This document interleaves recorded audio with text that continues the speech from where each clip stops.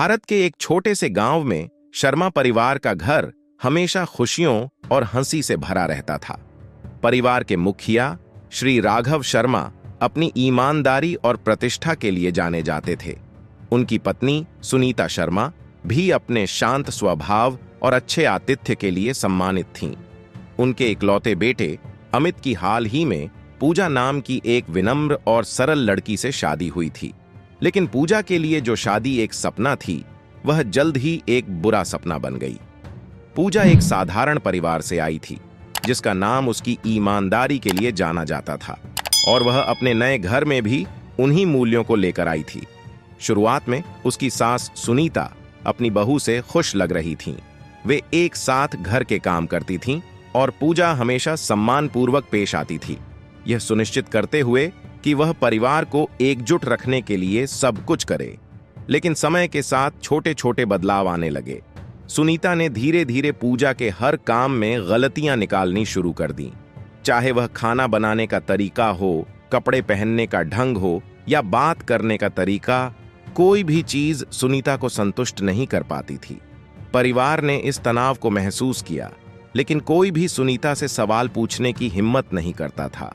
एक शाम कुछ ऐसा हुआ जिसकी किसी ने कल्पना भी नहीं की थी। सुनीता ने देखा कि एक कीमती सोने का हार, जो पीढ़ियों से उनके परिवार में चला आ रहा था, गायब हो गया था। हार को उन्होंने अपने अलमारी में एक छोटे से लकड़ी के डिब्बे में रखा था। सुनीता परेशान हो गईं। उन्होंने हर जगह खोजबीन की, लेकिन हार का कोई पता नहीं चला।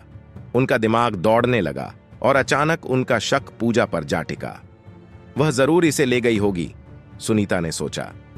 आखिरकार वह इस घर में नई है, मैं उसे अच्छे से जानती भी नहीं हूं कि वह कैसी है। हालांकि वह पहले थोड़ा हिचकिचाई, लेकिन शक उनके मन से नहीं गया। उन्होंने अपने पति राघव से इस बारे में बात की और पूजा पर अपने संदेह व्यक्त किए। राघव, जो हमेशा शांत और समझदार थे, ने इसे मानने से इनकार कर दिया। पूजा हमारी बेटी जैसी है सुनीता, वह कभी हमसे चोरी नहीं कर सकती, उन्होंने दृढ़ता से कहा। लेकिन सुनीता के शक बने रहे। उस शाम बिना पूजा से सीधे कुछ कहे सुनीता ने धीरे धीरे यह संकेत देना शुरू किया कि घर से चीजें गायब हो रही हैं, और उन्होंने पूजा की प्रतिक्रियाओं को ध्यान से देखा।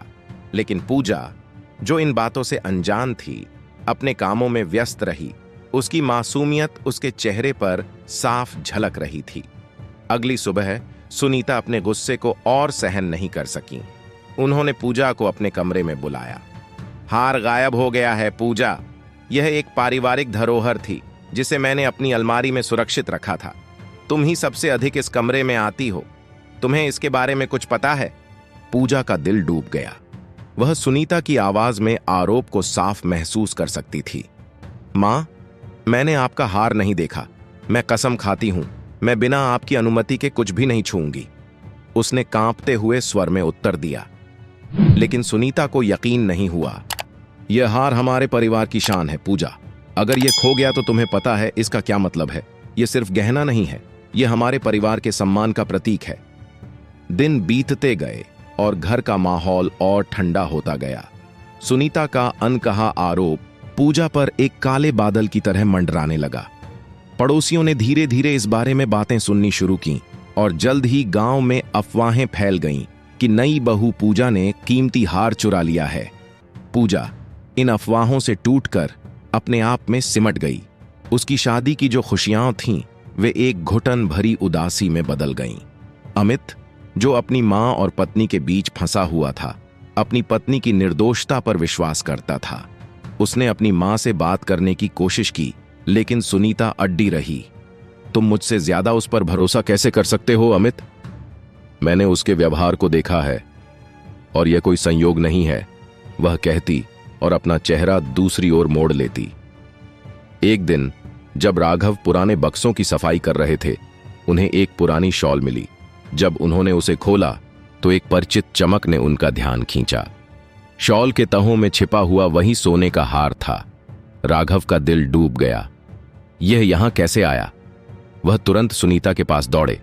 उनके हाथ में वह हार था। देखो, मैंने क्या पाया। यह शॉल में लिपटा हुआ था। इसका पूजा से कोई लेना देना नहीं है। तुम गलत थीं। सुनीता का चेहरा सफेद पड़ गया। उनका दिल तेजी से धड़कने लगा और उन पर अपने आरोपों का भार किसी लहर की तरह गिर पड़ा। उन्होंने अपनी बहू, जो हमेशा सम्मान और दयालुता से पेश आई थी, पर शक किया था और अफवाहों को उसकी प्रतिष्ठा को धूमिल करने दिया था। शर्म और अपराध बोध ने उन्हें घेर लिया। उस शाम सुनीता ने पूजा को कमरे में बुलाया। उनकी आंखें आंसुओं से भरी थीं। पूजा, मैंने तुम्हारे साथ बहुत गलत किया है। मैंने तुम पर शक किया, तुम्हें दोषी ठहराया और दूसरों को तुम्हारे बारे में बुरा बोलने दिया। मुझे हार मिल गया है। ये तुम नहीं थी। क्या तुम मुझे कभी माफ कर सकोगी? पूजा, जिसकी आंखों से आंसू बह रहे थे, कुछ नहीं बोली। उसने बस सुनीता के हाथों को थाम लिया और सिर हिलाया। उसका दिल उस अविश्वास की पीड़ा से टूटा हुआ था, लेकिन इस बात से भी राहत महसूस हो रही थी कि सच्चाई सामने आ गई है।